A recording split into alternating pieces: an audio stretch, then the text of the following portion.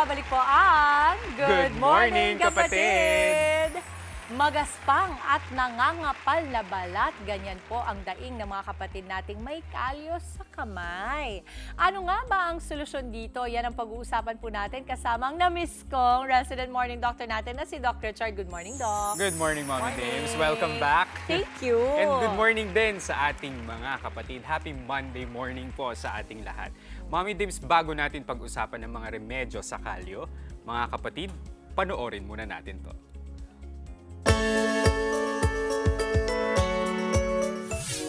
Matagal nang iniinda ng bangkerong si Sunny ang kanyang mga kalyo sa kamay.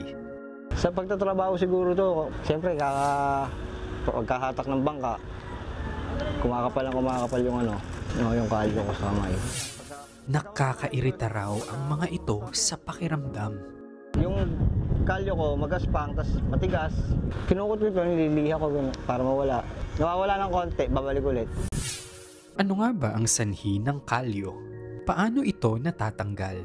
Sasagutin natin yan sa Balik Alindog.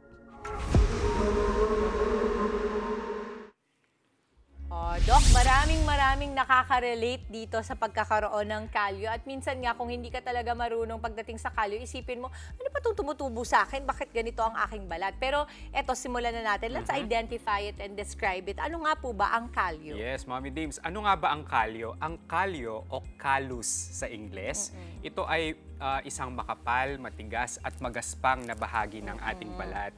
Karaniwan itong nabubuo dahil sa paulit-ulit na pressure o kaya pagkiskis. Dahil sa friction yan, Mommy Dames. Okay. Ito ay kadalasang walang sakit at nagiging natural na depensa ng ating balat.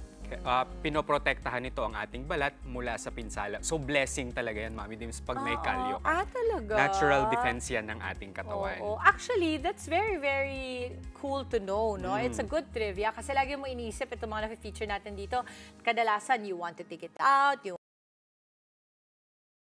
ito lumalabas Yes, sa atin. Mommy And Dames. kagaya nga ng binanggit ko sa'yo kanina, Doc, sa kamay ko meron. Pero si Ilyo kasi sa Sa paa. So pwede rin pala magkakalyo sa paa. Oo, Mommy Dames, pwede din siya sa paa, hindi lang sa kamay. Okay, anong palatandaan o sintomas na meron kang kalyo? Ayan, so marami talaga itong palatandaan. Ang mga sintomas nito, Mommy Dames, unang-una ni dyan, yung pagkakaroon ng makapal at saka matigas na balat. Tapos kapag ito ay iyong hinawakan, ang texture niya ay magaspang. Maligas-gas. Magaspang, yes, maligas-gas. Ang kulay naman nito, madalas ito ay maputla o kaya madilaw. Tapos wala itong sensitibong pakiramdam. Minsan kapag ito ay iyong pinisil, kumikirot siya. At saka may kasamang pangangati. Okay. Pero hindi naman yun parang normal.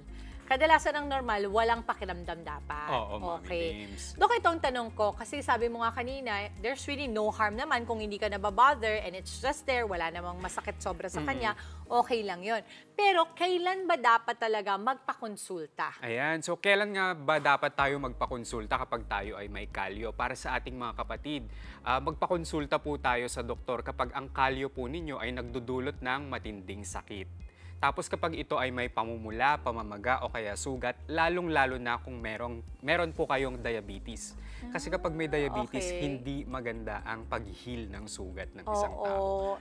And if worst comes to worst, di ba, kapag may diabetes ka at hindi nagagawa ng paraan or hindi nag-heal yun, could be amputated. Ganun nakagrabe yun, di ba? Nagiging necrotic, nabubulok. Pero hindi naman natin sinasabing yan ang pwedeng puntahan yan, pero mas mabuti pa rin na maagapan Tama, natin. Mommy Dames. Ano ba ang kadalasang dahilan, Doc? Bakit nagkakaroon ng kalyo sa kamay?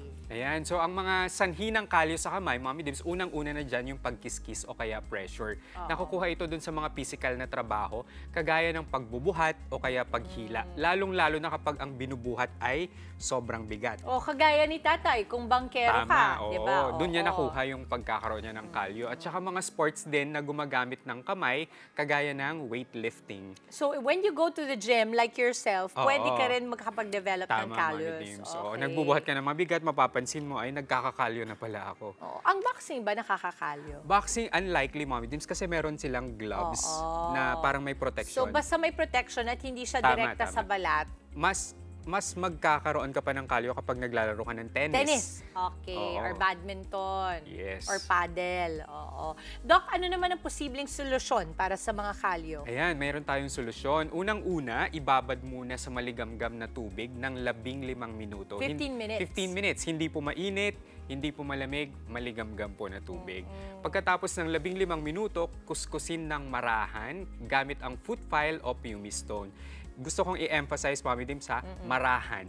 Gentle lamang. Kasi pwede na sumobra ang pagkaskas mo at Tama. magdugo. Oo, pag nagdugo, pwedeng magkaroon ng bacteria yan. Oo. Tapos pagkatapos po nun, gumamit ng moisturizer na may urea or lactic acid. Bakit yun ang importante? Para lumambot yung kalyo, Mami Dames. Tapos pwede din yung mga produktong pampalambot ng kalyo kagaya ng salicylic patches o kaya creams. Okay. Ito na yung favorite ko. May mga home remedies pa para sa kalyo sa kamay. Yan, meron tayong home remedies, Mami Dames. Unang-una, yung sinabi natin kanina na ibabad sa maligamgam na tubig. Tubig. Pero pwede din natin tong dagdagan ng asin. Any kind of salt. Yes, Mami Okay. Dames. Pero may ratio din yan. 1 litrong tubig, 2 kutsara ng asin. Okay. Tapos ibabad mo yung kamay mo na may kalyo ng 15 minuto. Buong kamay. Buong kamay. Okay. Pero mas maganda concentrated na dun sa may kalyo. Tapos kuskusin. Kung wala pong budget na pambili ng mga salicylic patches, yung mga ganun, meron po tayong alternatives. Ang paborito na naman natin na aloe vera.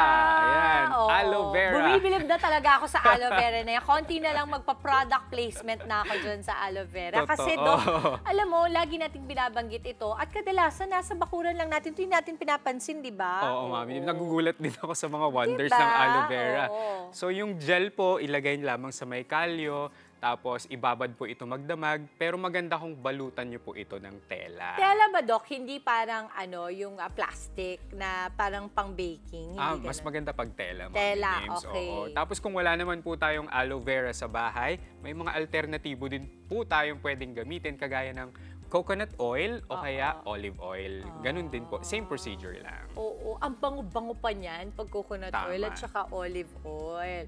Okay, mali daw ba ang paggamit ng liha para sa kalyo sa kamay? Kasi Ayan. marami akong nakikita ng mga kuya namin sa construction dati na kapag naka-feel nilang meron silang kalyo, mukha lang sila ng liha, yung parang sandpaper, ginaganon na nila. Okay lang ba yun? Ayan, Mami Dims, totoo yan. Madami talagang taong gumagamit ng liha. Kasi, pero sasabihin ko na, hindi ito inire-rekomenda. Pwedeng magdulot nga ito ng pinsala sa ating balat kasi masyadong magaspang yung liha. So, hindi po yun pwede. At saka hindi ito hygienic, Mami Dims. Kasi kapag gumamit ka ng liha, parang papasok dyan yung bacteria, lalo na kapag nasugatan. Tapos, magkakaroon din ng posibilidad ng infection. So, imbes na gumaling ka, mas mapapalala pa ang iyong kondisyon. Oo, at saka pag hindi talaga, hindi ako fan ng paggamit ng mga bagay na hindi talaga ginawa para sa purpose Tama, na yon. tama. Kasi ang liha kadalasan ginagamit mo yan kapag meron kayong gagawing proyekto at pag yan nagamit na, talagang yung infection pwedeng-pwede at nakakatakot yan. Lalong-lalo na we use our hands para sa trabaho. Okay, eto naman, Doc. Paano natin maiiwasan ang pagkakaroon ng kalyo at sa kamay at sa iba pang parte ng ating katawan? Yes, meron tayong tips, Mami Dims. So, unang-una, magsuot po tayo ng tamang sapatos. Iwasan natin ang masisikip na sapatos. Sa kamay naman, magsuot po tayo ng guwantes kapag nagbubuhat po tayo ng mabigat. Doc, sabihin ko lang, no, naalala ko kasi yung lola ko noon, dahil sa postal office siya, lagi siyang naka-heels. Di ba sa Loton, medyo mataas yung stairs noon. Masikip yung niya. Naku, punong-puno talaga ng kalyo. Ayun, dahil yan sa pressure, Dahil Mami sa Dims. pressure. So, Oo. dapat tamang sapatos at maganda ngayon, available naman na yung mga sapatos talaga na mas fit sa mga paang kagaya ko. Ako, flat-footed po ako eh. So, alamin din po ninyo para wasto yung inyong maisuot. Tama yan, Mami Dims. Maganda din Oo. yung may protective sole. Yes. Oo. Ayan. Okay. Yes, Doc. Next. Yeah, panatilihin po nating moisturized ang ating balat at panatilihin nating malinis ang ating kamay at paa.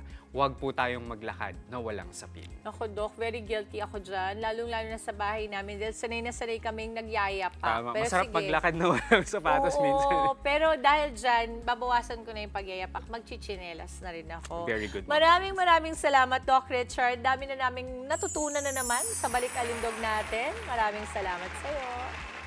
Mga kapatid, Dimples Romana po, kumpletuhin ang inyong umaga ng mga kwentong puno ng inspirasyon. Salubungin po ang bawat araw ng may ngiti at pag-asa. Kaya't mag-subscribe na po at mag-follow na sa aming social media pages ng News 5.